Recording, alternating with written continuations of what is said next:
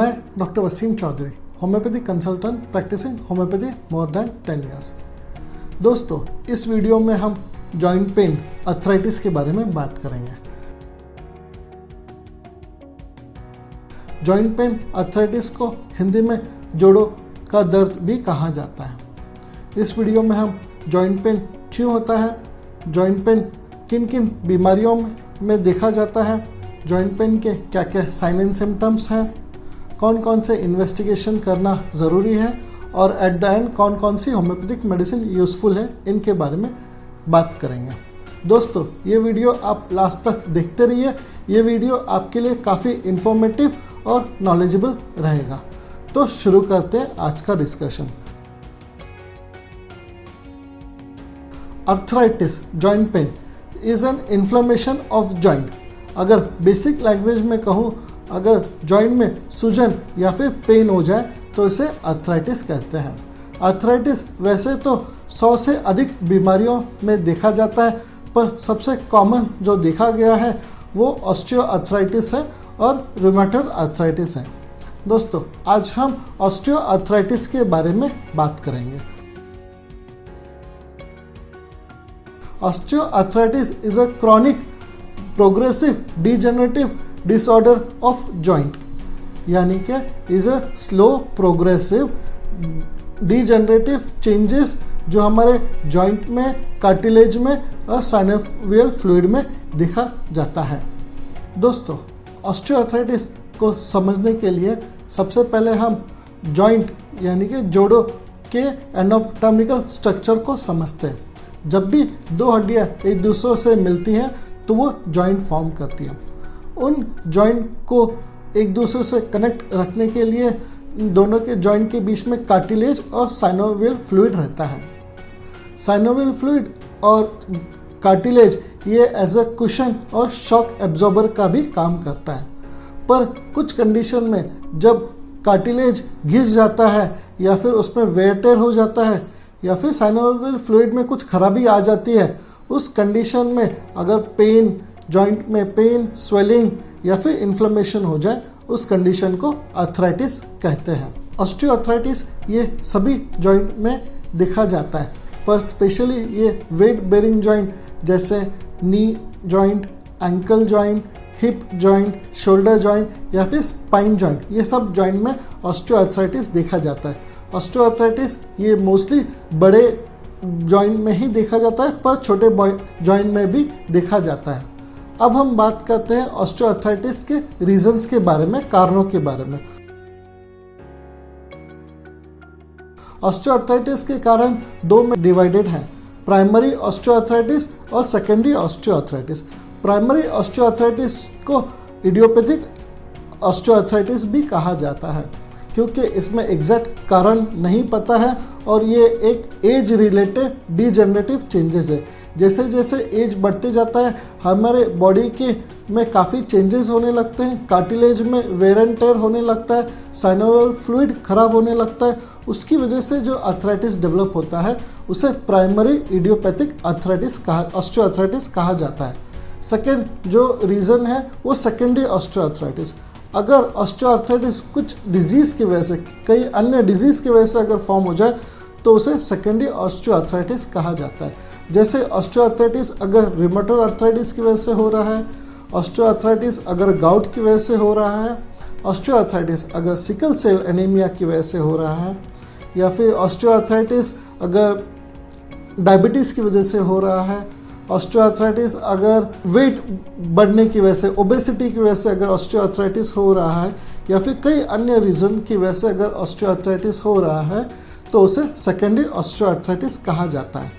Osteoarthritis जैसे एक age related disease माना गया है, वेयर एंड टेयर की वजह से अगर हो रहा है तो आफ्टर द एज ऑफ 40-50 ये कॉमनली देखा जाता है और ये यूजुअली नी जॉइंट में ही देखा जाता है। तो हमें काफ़ी बार सुनने में आता है आफ्टर द एज ऑफ 50 की पेशेंट बताते हैं कि उनके नी पेन कर रहा है, उनके जोड़ों में दर्द हो रहा है, और आफ्टर द एज ऑफ 60 ये काफ़ी कॉमनली सुना गया है और काफ़ी कॉमनली देखा गया है। ऑस्टियोआर्थराइटिस ये मेल और फीमेल दोनों में भी इक्वली देखा जाता है, पर फीमेल में इसके इंसिडेंसेस ज़्यादा देखे गए हैं। आफ्टर मेनोपॉज जैसे कैल्शियम सिक्रीशन, कैल्शियम फॉर्मेशन कम हो जाता है, तो इसलिए ऑस्टियोआर्थराइटिस फीमेल में काफ़ी ज़्यादा देखा गया है। अब हम बात करते हैं ऑस्टियोआर्थराइटिस के साइन एंड सिम्टम्स के बारे में।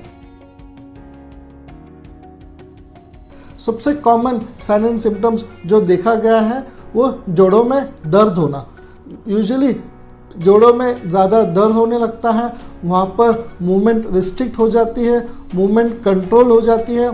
अगर पेशेंट में मूवमेंट करने की कोशिश भी करे तो पेन होने लगता है, स्वेलिंग होने लगता है और काफ़ी बार जॉइंट में रेडनेस भी देखा जाता है। सुबह सुबह स्टिफनेस ज़्यादा रहेगा, जकड़न महसूस रहेगी और धीरे धीरे दिन भर में स्टिफनेस कम होती जाएगी। स्टिफनेस के साथ साथ मूवमेंट करने पर जोड़ों में आवाज़ भी आएगी, टक टक ठक ठक जैसे आवाज़, जिसे क्रेपिटस कहा जाता है। कुछ पेशेंट में जॉइंट का शेप भी चेंज हो जाएगा, गांठ भी डेवलप हो जाएगी। ये सारे साइन एंड सिम्टम्स हैं ऑस्टियोआर्थराइटिस को डायग्नोस करने के लिए। अब हम बात करते हैं कौन कौन से इन्वेस्टिगेशन करने चाहिए ऑस्टियोआर्थराइटिस के लिए। सबसे कॉमन इन्वेस्टिगेशन है एक्सरे। एक्सरे करने पे पता चलता है कि आपके कार्टिलेज में घिस गया है, जिसकी वजह से बिटवीन द जॉइंट्स गैप कम हो गया है और उसी वजह से पेन हो रहा है और अर्थराइटिस आपको डेवलप हुआ है। इसके साथ साथ डॉक्टर आपका सीरम कैल्शियम लेवल भी चेक करेंगे, विटामिन डी लेवल भी चेक करेंगे और MRI स्कैन भी करने के लिए डॉक्टर आपको बोल सकते हैं। दोस्तों, अब हम बात करते हैं कौन कौन सी मेडिसिन यूजफुल है। इसमें जैसे ही ऑस्टियोआर्थराइटिस आपका डायग्नोस हो जाए, आप फिजियोथेरेपी एक्सरसाइज कंटिन्यूसली करना स्टार्ट करना चाहिए, जिसमें डॉक्टर आपको कुछ एक स्पेसिफिक मूवमेंट बताएंगे, वो आपको कंटिन्यूसली करते रहना है। कुछ फिजिकल एक्टिविटीज़ बताएंगे और कुछ योगासन बताएंगे, जिससे आपके मसल्स, आपके जॉइंट्स में स्ट्रेंथ आती रहेगी और धीरे धीरे ये पेन आपको कम हो जाएगा। दोस्तों, इसमें कुछ होम्योपैथिक मेडिसिन है जो ऑस्टियोआर्थराइटिस के लिए यूजफुल है। वैसे तो हर जॉइंट के लिए, हर एक पेन के लिए मेडिसिन वेरी करती हैं, पर कुछ स्पेसिफिक मेडिसिन हैं जो हमारे प्रैक्टिस में हमने देखे हैं कि वो ऑस्टियोआर्थराइटिस के लिए यूजफुल है। उसमें से फर्स्ट सबसे कॉमन मेडिसिन है ब्रायोनिया 30। ये उन पेशेंट के लिए यूजफुल है जो सुबह सुबह कंप्लेन करते हैं कि जॉइंट में काफ़ी स्टिफनेस है, मूवमेंट करने पे उन्हें पेन ज़्यादा होते रहता है और रेस्ट करने पे उन्हें आराम मिलता है। उन पेशेंट के लिए आप 4 गोलियां दिन में 2 बार देते रहिए, या फिर डाइल्यूशन में है तो आप 2-2 बूंद उन्हें दिन में 2 बार देते रहिए। ये काफ़ी इफ़ेक्टिव मेडिसिन है ऑस्टियोआर्थराइटिस को क्योर करने के लिए। नेक्स्ट मेडिसिन है रक्सटॉक्स। ये उन पेशेंट के लिए दे सकते हैं जो कंप्लेंट करते हैं कि उन्हें आराम करने पे पेन ज़्यादा होता है और मूवमेंट करने पे, इनिशियल मूवमेंट करने पे उन्हें काफ़ी रिलीफ मिलता है। उस पेशेंट में आप 2-2 बूंद दिन में 2 से 3 बार देते रहिए, वो भी काफ़ी ज़्यादा यूज़फुल है। इसके साथ साथ कॉस्टिकम 200, ये भी एक इफ़ेक्टिव मेडिसिन है जो ऑस्टियोआर्थराइटिस के लिए यूज़फुल है। इसके साथ साथ आप कैल्शियम के मेडिसिन भी दे सकते हैं, विटामिन डी सप्लीमेंट भी दे सकते हैं, जो कि एज ए सप्लीमेंट यूज़ हो सकता है और जॉइंट पेन कम करने के लिए और डिजीज़ को प्रोग्रेस ना करने के लिए भी काफ़ी यूज़फुल है। दोस्तों, ये सारे बेसिक इन्फॉर्मेशन थी ऑस्टियोआर्थराइटिस से रिलेटेड। अगर आपको ये वीडियो पसंद आया होगा तो आप इसे लाइक करें, शेयर करें, सब्सक्राइब करें और बेल आइकन बटन दबाना ना भूलें, ताकि इन फ्यूचर अगर मैं कोई भी वीडियो डालूं तो आपको इसका नोटिफिकेशन तुरंत मिल सके। धन्यवाद। खुश रहें, स्वस्थ रहें।